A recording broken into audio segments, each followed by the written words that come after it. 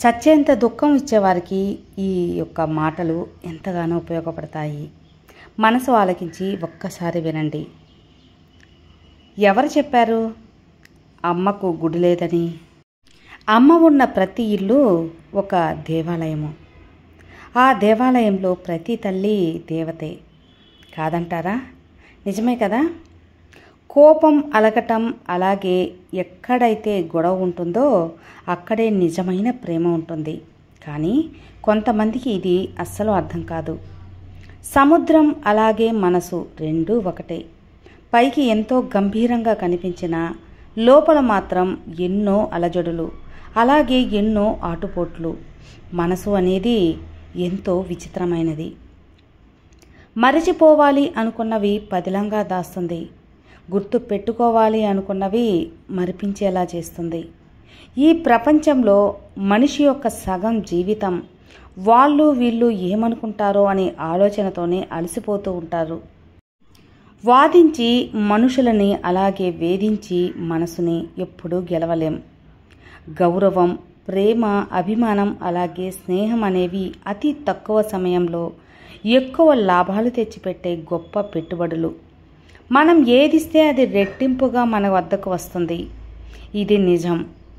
కాలం అనేది నువ్వు కలిసే వ్యక్తులను నిర్ణయిస్తుంది. హృదయం అనేది నువ్వు కోరే వ్యక్తులను నిర్ణయిస్తుంది. అలాగే నీ ప్రవర్తన అనేది నీతో ఉండేవారిని నిర్ణయిస్తుంది. ఏ బంధమైనా కోపంతో దూరమైతే కోపం తగ్గాక మళ్ళీ దగ్గరవుతుంది. అదే బంధం బాధతో దూరమైతే మాత్రం మళ్ళీ ఎప్పటికీ కూడా దగ్గర కాలేదు. ఎందుకంటే ప్రతిసారి బాధను తట్టుకునే ధైర్యం ఎవ్వరికీ ఉండదు కాబట్టి. ప్రాణంలా ప్రేమించే పురుషుణ్ణి స్త్రీ పట్టించుకోదు.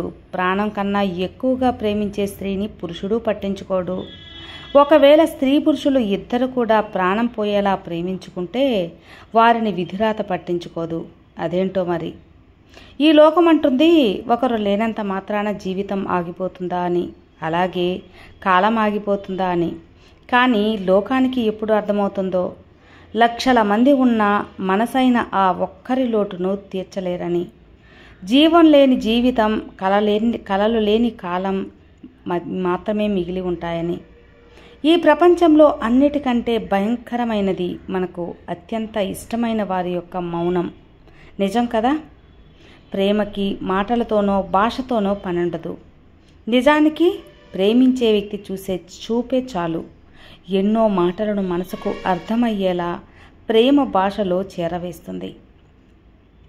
మనం ఒకరి గురించి ఆలోచించేదానికంటే మనం గురించి వారు ఆలోచించుకుంటున్నారా లేదా అనేదే ముఖ్యం. అలా ఆలోచించుకున్నప్పుడే బాధ ఎక్కువవుతుంది. ఎప్పుడైతే ఎక్కువగా ఆలోచిస్తావో అప్పుడే ఎక్కువగా బాధపడతావు. కలలో మొదలైన ప్రేమ కన్నీళ్లతో ముగుస్తుంది అంటే మీరు నమ్మగలరా? కానీ అదే నిజం. అవతల వారికి నీ యొక్క అభిమానం, అలాగే ఆప్యాయత అర్థం కానప్పుడు వారి కోసం నువ్వు ప్రాణం పెట్టేంతగా తప్పించినా కూడా ఫలితం ఉండదు. ఉప్పెన ముంచిన ఊరైనా సరే బయటపడుతుందేమో కానీ దుఃఖం నిండిన మనసు మాత్రం ఎప్పటికీ తేలిక పడదు. కన్న తల్లిని, అలాగే గుడిలో దేవుడిని మనమే వెళ్ళి చూడాలి. వాళ్ళే మన దగ్గరికి రావాలి అనుకోవడం మూర్ఖత్వం. ప్రేరణ ఆమె లాలన. ఆమె ఒక తల్లిగా, చెల్లిగా, తోడుగా, నీడగా ఆమె పాత్ర అనితర సాధ్యం. ఆమె లేకుంటే అంతా శూన్యం. అందుకే ఆమెకు శతకోటి వందనాలు. జీవితంలో ఒకటి మాత్రం గుర్తుపెట్టుకో మిత్రమా, మీరు నమ్మేంత మంచిది కాదు మీ చుట్టూ ఉన్న ప్రపంచం. అర్థమైందా? తొందరపాటు నిర్ణయాలను ఎప్పుడూ తీసుకోవద్దు. జీవితాంతం ఏడవాల్సి వస్తుంది. నిజంగా ప్రేమించేవారు మీ నుండి ఏమీ ఆశించరు. కేవలం మీరు వారికి ఉన్నారు అనే ధైర్యం ఇస్తే చాలు. జీవితాంతం సంతోషంగా ఉంటారు. జీవితంలో కొందరిని మనం ఎంత ఇష్టపడతామో మనల్ని అంతే దూరం పెడుతూ ఉంటారు. మనంతట మనమే వారి చుట్టూ తిరుగుతున్నాం కదా, అందుకే వారికి మన ప్రేమంటే చులకన. వారికి ఇప్పుడు అర్థం కాదు జీవితంలో ఏం కోల్పోయారో అన్నది. కాలం నడుస్తున్న కొద్దీ కళ్ళను తెరిపిస్తుంది. బతికినంత కాలం నువ్వు ఒకరి మీద ఆధారపడి బ్రతకడం కాదు, నీ మీద మరో 10 మంది ఆధారపడి బ్రతికే విధంగా బ్రతికి చూపించినప్పుడే నీకు ఈ సమాజంలో విలువ అనేది ఉంటుంది. అదే నీకు ఎంతో గౌరవాన్ని తెచ్చిపెడుతుంది, అలాగే ఆత్మ సంతృప్తిని తెస్తుంది. విడిపోవడంలో ఏముంది? ఒకరిని ఇంకొకరు తప్పులు ఒప్పులు చూసుకోవడం, 10 మంది 10 రకాలుగా అనుకోవడం, మీ సమస్య వేరొకరికి నవ్వులాటగా మారడం. అదే కలిసి ఉండి పోరాడితే ఒకరితో ఒకరు సర్దుకుపోవడం, 10 మందిలో గౌరవం పొందడం, సమస్యలు ఎదురైనా నవ్వుతూ పోరాడడం. ఇదే కదా జీవితం అంటే. ప్రతి నువ్వు వెనకాల ఒక యుద్ధం ఉంటుంది. అది ఆ నవ్వుని నడిచించే వాడికి తెలుస్తుంది. కొన్ని మౌనాల వెనక బాధ ఉంటే, కొన్ని దూరాల వెనక ప్రేమ ఉంటుందని. తాళిని కట్టకుండా, తనువులు కలవకుండా చేసే కాపురమే ప్రేమంటే. మనుషుల మధ్య బంధాలు, అలాగే బంధుత్వాలు అవసరాలను బట్టి ఏర్పడతాయి, అలాగే తెగిపోతాయి కూడా. ఒక మాట అనేది బరువైనది అన్నప్పుడు తెలియదు, విన్నప్పుడు మాత్రమే తెలుస్తుంది. అర్థమైందా ఇందులోని పరమార్థం?